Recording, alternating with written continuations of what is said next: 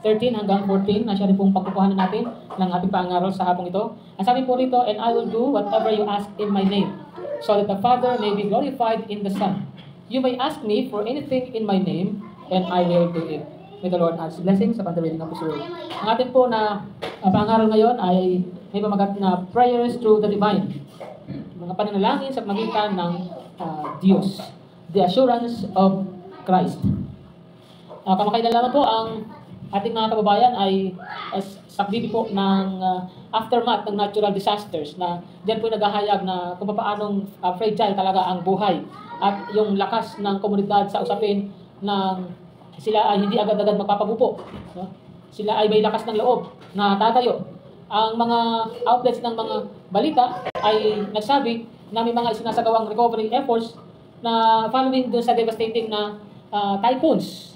At ito ay, of course, most probably ay mag-uwi sa mga tao na sila'y manalangin bilang siyang pinagmumulan ng kanilang lakas at kapayapaan. Sa gitna ng chaos, ang mga mananampalataya ay nakakasumpong ng pag-asa sa mga pangako na mabasa natin sa Biblia, kagaya ng itong nasa Juan, na nalalaman natin na sila ay maaaring magdala sa kanilang pangailangan at sila ay maaaring humingi mula sa kanilang mga puso sa Diyos.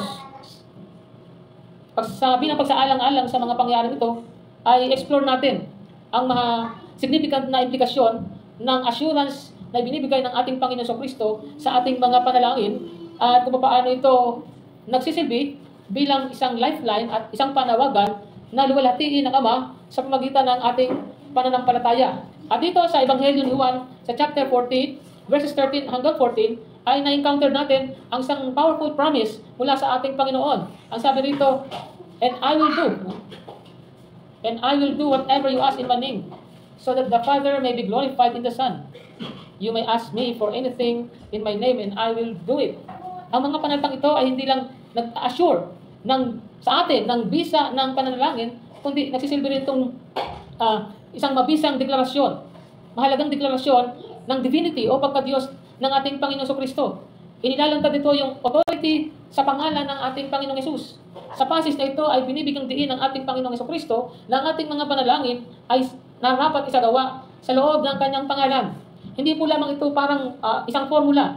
No, para sa dulo ng ating petition ay mayroong formulang ganon. Kundi nagsisignify ito ng pag-invoke ng otoridad at karakter ng Panginoong Kristo mismo. By recognizing Jesus' divinity, naunawaan natin na kapag tayo mananalangin sa kanyang pangalan, we pray to the one who possesses all authority in heaven and on earth. Di ba't sinabi niya ito bago siya aakyat sa langit? Sa Mateo 28:18, nasabi niya, all power in heaven, sa ibang salin ay all authority. All power in heaven and on earth has been given unto me. Kaya yung kanya pong divinity o pagka-Diyos ay gumagarantiya ng ating mga request. Ay hindi lang gagawin dahil sa isang propeta o isang malayong Diyos, kundi ang Diyos na nagkatawang tao who intimately understands our needs and the conditions of our hearts.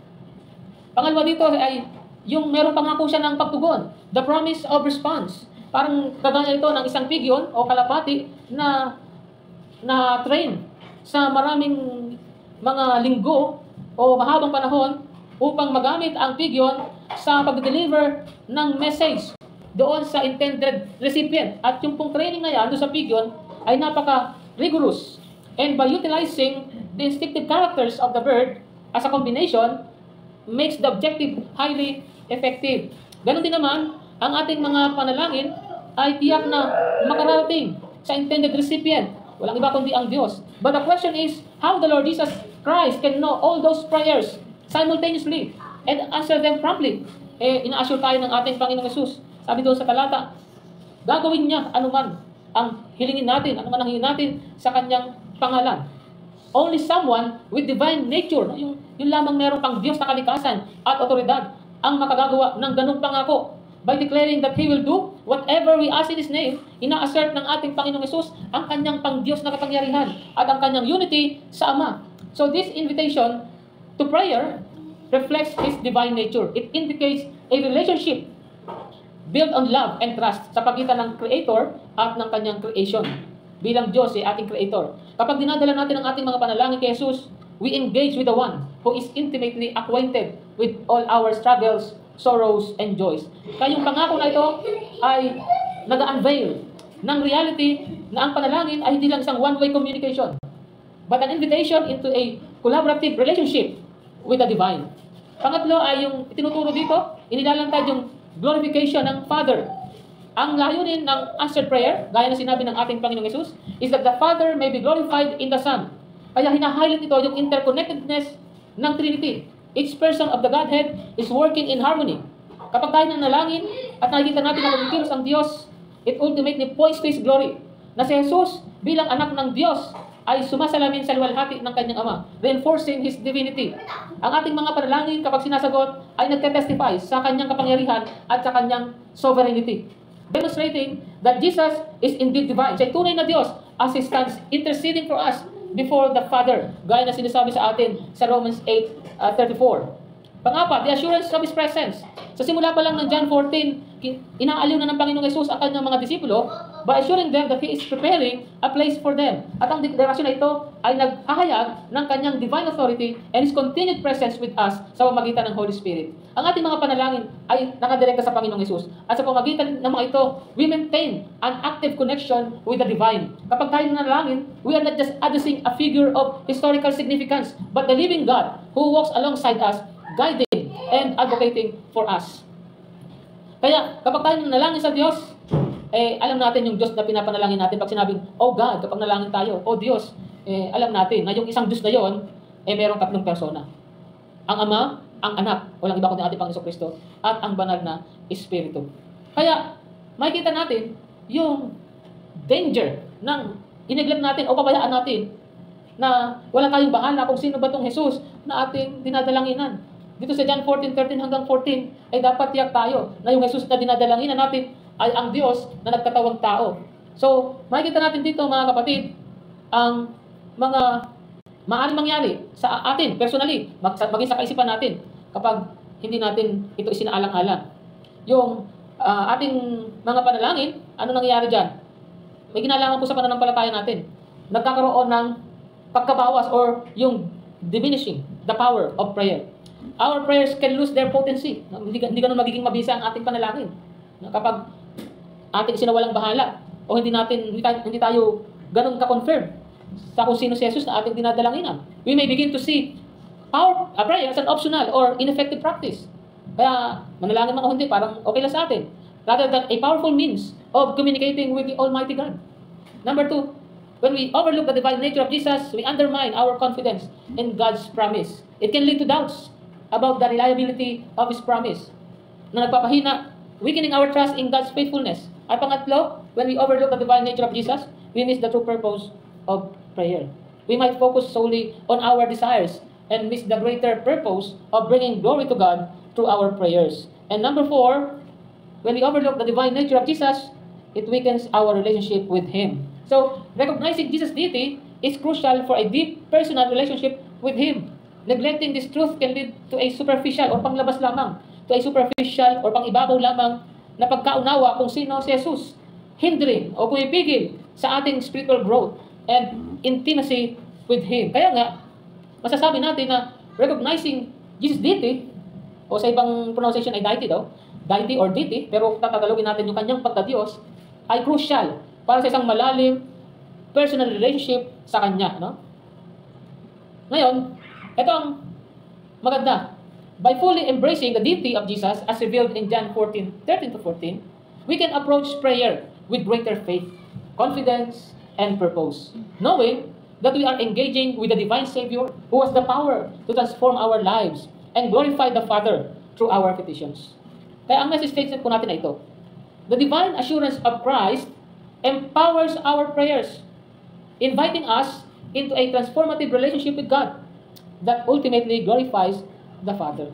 Kaya yung panglangit o pang Diyos na pagtitiyak sa atin ng Panginoon Kristo, ito nagpapalakas sa ating mga panalangin na lalong naghihimok sa atin na pumasok o pumaloob doon sa nagpapabagong pakikipag-ugnayan. Tayo, babaguhin tayo ng relasyon natin sa Diyos. At sa bandang huli, ito ay magbibigay luwalhati sa Ama. Kaya nga, ang pangusap na ito ay nag-encapsulates ng essence of the promises na ino-offer sa atin ng ating Panginoong Hesus patungkol sa panalangin. So by acknowledging Christ's divinity, naunawaan natin na yung ating komunikasyon sa Diyos ay nagdadala ng napakahalagang bigat na nagbibigay diin na ang prayer ay hindi lamang parang ritual o isang obligasyon, kundi isang dynamic, no? It is a dynamic interaction with the Creator. Imagine mga kapatid, napakalaking pribileyo na tayo ay mayroong dynamic interaction sa ating manilikha. Na ito ay nakaugat malalim sa pag-ibig, pagtitiwala, at continual communication. Kaya itong relasyon na ito ay may potensyal talaga na magbago ng ating mga pagkatao, ng ating mga buhay, ng ating mga perspective, at sa bandang huli ng ating mundo as our prayers align with God's will and purpose. Karagdagan pa rito, yung assurance na ng ating Panginoon sa Kristo ay magre-respond sa ating mga panalangin sa kanyang pangalan ay nagdudulot ng isang profound reminder ng ating request ay nagko-contribute sa isang mas higit na narrative na nagbibigay glory sa Ama, sa Diyos Ama. At sa bawat answered prayer ay ating nasasaksihan ang inilalatag o binubuksan sa atin ang sovereign plan ng Diyos, thereby reinforcing our faith and encouraging us to cultivate a deeper relationship with Him. Kaya tanong natin na ito, what does it mean to pray in Jesus' name? And how does this practice affect our spiritual life? Ito po ang sagot sa atin.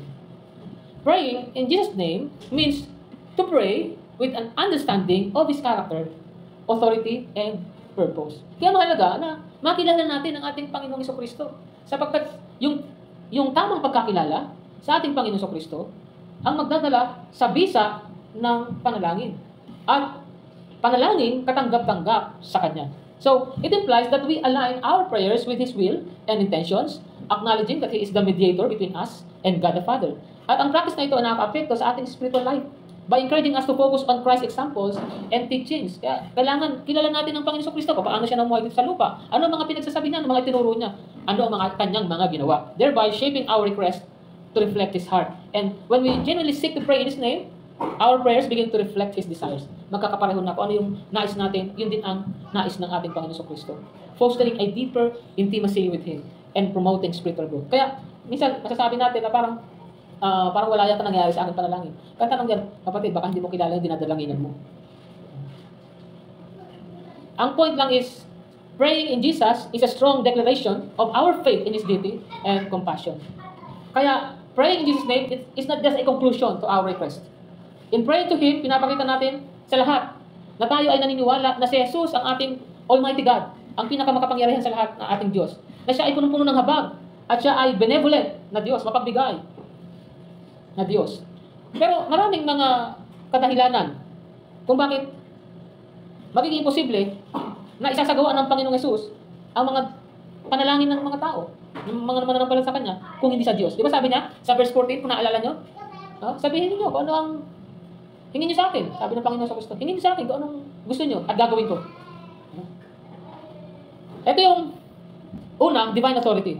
Ang Diyos, tangi ang Diyos lamang ang nagtataglay ng ultimate authority to answer prayers. Kung hindi Diyos ang Panginoong Kristo, wala siyang yung sovereign power na kinakailangan para ma-fulfill ang pangako ng pagsagot sa anumang prayer na gagawin sa kanyang pangalan. Pangalawa, omnipotence. Yung pagsagot sa mga panalangin, ito na ang kailangan ng omnipotence. Ano yung omnipotence? The ability to do all things. At ang katangian nito ay sa Diyos lamang. Ang isang hindi Diyos na Jesus ay hindi magkakaroon ng limitless power na kinakailangan para matugunan ang iba't iba, no? At napakaraming request ng mga mananampalataya sa buong mundo. Di ba? Pangatlo, omniscience. Para mabisang masagot ang mga panalangin, one must have a complete knowledge of all circumstances, needs, and the best outcomes for each individual. Di ba? Kaya, kinakailangan, alam niya lahat. Alam niya ang pasikot-sikot, alam na yung mangyayari dito, pagdaganto, alam niya lahat na nangyari mula sa pinakamaliit na mga circumstances hanggang sa paglawak at ang mga koneksyon nito sa mga bawat pagkilos. Lahat ng aspeto, alam niya. Lahat ng ikilos ng tao, lahat ng sa isip ng tao, alam niya. So, ang level ng omniscience, yung level na ganito ng omniscience ay talagang katangian ng Pang-Diyos lamang. At kung wala nito, hindi ma-ensure sa atin ng ating Panginoong Hesus na ang bawat panalangin ay masasagot in the best possible way. At pangapat, kung bakit magiging imposible na masagot ng Panginoong Kristo ang ating mga panalangin ay yung intercession. Ang Panginoong Hesus ay tumatayo siya bilang ating tagapamagitan. At magkaiba kasi yung mediator and intercessor, no? Pero kung tatagalogin kasi ay isa lang yan, tagapamagitan. Siya ang tagapamagitan sa atin at sa Ama. At ang role nito ay nagre-require ng isang unique at intimate relationship with God, which is only possible kung Diyos din ang Panginoong Yesus. Sapagkat ang isang non-divine mediator, wala siyang yung kinakailangang standing at otoridad na mag-intercede, no, para sa atin. Kaya, the promise of answering prayers in John 14:13 hanggang 14, yan ay naka-hinge o parang pintuan, di ba? Yung pintuan, kaya nakalapat na maayos, nagagamit ng tama sapagkat may bisagra. So nakabisagra yan, no? Yung parang yung promise ng pagsagot ng mga panalangin ay parang pintuan na nakabisagra sa katangian ng ating Panginoong Hesus. Tandaan mo na magiging mabisa lamang at may sasagawa lamang ng Panginoong Hesus ang mga panalangin kung siya ay Diyos. So without His deity, kung wala yung kanyang pagka-Diyos, He would lack the authority, power, knowledge, and relationship with the Father na kinakailangan para ma-fulfill yung ganong kahalagang pangako. Para maintindihan natin yung theological significance ng praying in Jesus' name, tingnan natin, explore natin yung ilang relevant Bible passages. Ang sabi ng Panginoong Yesus sa John 15:7, "If you remain in me, and my words remain in you, ask whatever you wish, and it will be done for you." Ang passage ito ay nagbibigay diin sa importance ng close relationship with Jesus, where our desires become aligned with His. Remaining in Him allows His words to shape our request, leading to a natural inclination toward prayers that glorify the Father. Sinabi ni Juan ng ganito sa 1 John 5:14-15, "This is the confidence we have in approaching God, that if we ask anything according to His will, He hears us." Dito, si John the Apostle, binibigyan din niya yung significance ng aligning our prayers with God's will. Our confidence is rooted in knowing na yung ating mga requests ay ma-assure lamang sa isang response kung ito ay magre-reflect sa desires and purposes ng ating Panginoon. Dito, sa Philippians 4:6-7, huwag kayong mag-alala sa anumang bagay. Sa halip, ilapit sa Diyos ang lahat ng pangailangan nyo sa pamamagitan ng panalangin na may pasasalamat. Kapag ginawa nyo ito, bibigyan kayo ng Diyos ng kapayapaan na siyang mag-iingat sa puso ninyo at pag-iisip dahil kayo'y na kay Kristo. So, yung kapayapaan, ito ay ibig sabihin, tagling mo na yung assurance. At may kapayapaan ka dahil alam mong tinutugon ng Panginoon ang iyong panalangin. So, napakahalaga pala na instead na mag-alala tayo sa kung anumang bagay na ating pinag-aalala, dadaling pa rin natin sa Diyos ang pinag-aalala natin, no? Sa panalangin. So, nagtuturo ang passage nito that prayer should be the first response to anxiety because it is us a place of peace na lumalampas sa ating pangunawa. When we pray in Jesus' name, we cast our burdens on Him, trusting in His ability to handle the situation. So kung isipin na, hindi naman na may ano lang to, kaya ko naman ito. Hindi. Ang Panginoon ang bahala para makatiyak ka ng magandang ibubunga or yung dulo nito, yung kauwian nito. Sapagkat maaring sa iyong paraan magagawa mo at hindi mo dadaan sa panalangin. Subalit, yung kahinatnan, hindi ka rin doon nakatitiyak. So, this assertion underscores the necessity of understanding our prayers as channel through which God works. Ano ibig sabihin nito? Kikilos ang Diyos sa ikabubuti natin, pero ang pagkilos niya ay sa pamagitan ng ating panalangin. Praying in Christ's name is a profound act of faith that acknowledges Jesus' authority and presence. Kaya kung kinikilala mo si Jesus na may otoridad, kinikilala mo si Jesus ay nandiyan, manalangin ka palagi. So, it affirms His role as the source of all blessing. So, ano yung ano mo? Ano yung testimony niya? Si Jesus ang pinagmumulan ng lahat ng mga pagpapala. Paano mo nasasabi yun? Manalangin ka sa Kanya. Yun ang paraan ng pagsasabi nito, or paghahayag nito, or paniniwala, o pananampalataya sa katotohanan nito. And reflects a desire for one's request to be aligned with His will and character. Kaya yung nakakapagpabago ito, no? It transforms the act of prayer from a simple request into a relational, worshipful engagement with the divine. So ano ang ibig sabihin? Ay kapag pala kayo papanalanginin, ay pumapaloob ka na doon sa realm ng Diyos. Kaya bilang hamon, do you take the opportunities to deepen your faith in Jesus' divine authority and trust in His promises to answer our prayers confidently? Ano ang ibig iparating ng hamon na ito? Kung may mga bagay na concern ka, gawin mo mga oportunidad o magandang pagkakataon.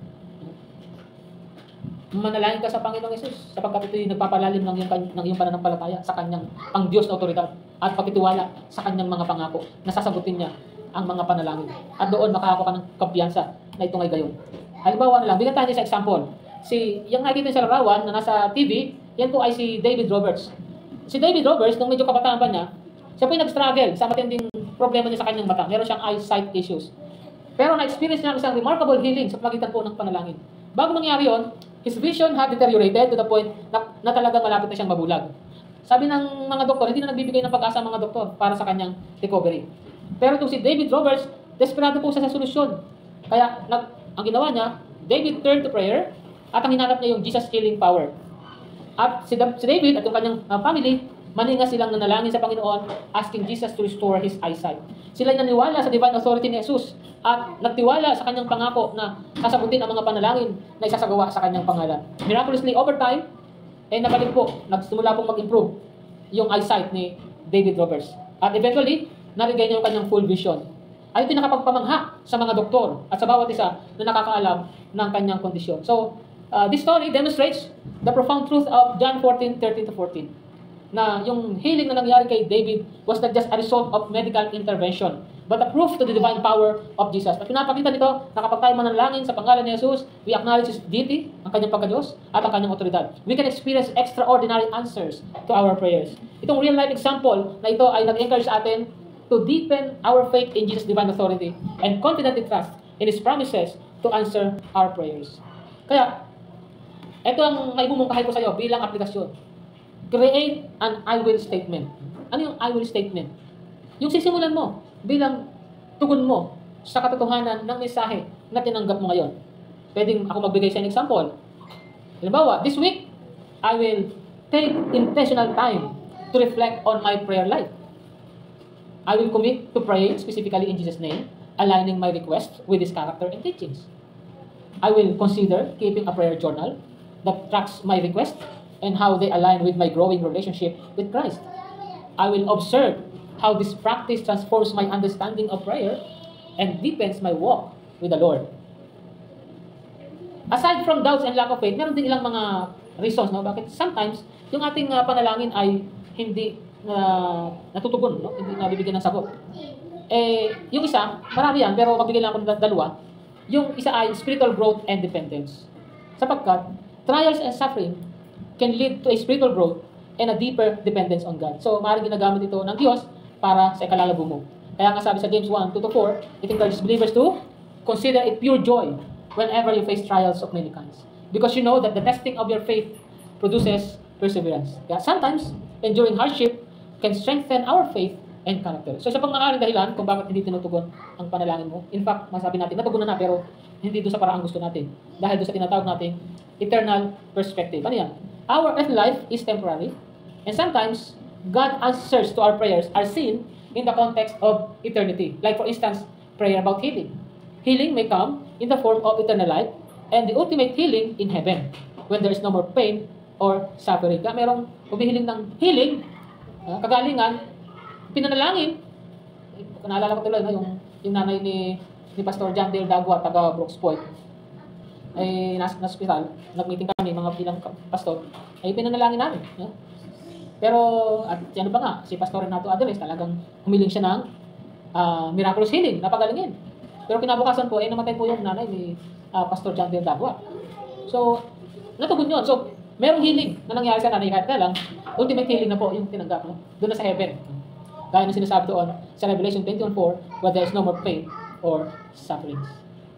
So, as a conclusion, recognizing the divine assurance of Christ in our prayer life invites us into a sacred relationship with God. And as we pray in Jesus' name, we engage with His authority and love. Ultimately, glorifying the Father through our petitions. Kaya, embrace natin itong transformative power na ito. Yamang nalalaman natin na ang ating mga panalangin are not only heard, but are also pivotal, nakapagpabago sa unfolding of God's divine purpose in our lives and the world around us. So as we reflect on John 14:13-14, we are reminded of the immense privilege we have as believers to approach the throne of grace with confidence, gaya na sinasabi sa atin sa Hebrews 4:16. The divinity of Jesus assures us that our prayers are heard, that He is fully capable of responding to our requests, and that everything He does is for the glory of God the Father.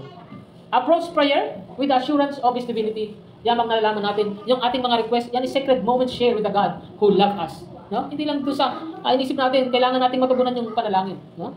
Kundi sa panalangin, ito na nga yung banal, no? Banal na sandali na nakakasama natin ang Diyos. So, may we align our hearts with this will. Trusting that in asking Jesus, no?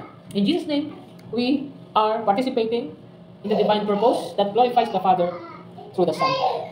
Kaya itong iwan sa atin, in the quiet surrender of our hearts to God's will, we find not only the answers we seek, but the unwavering peace that comes from knowing we are embraced by divine love.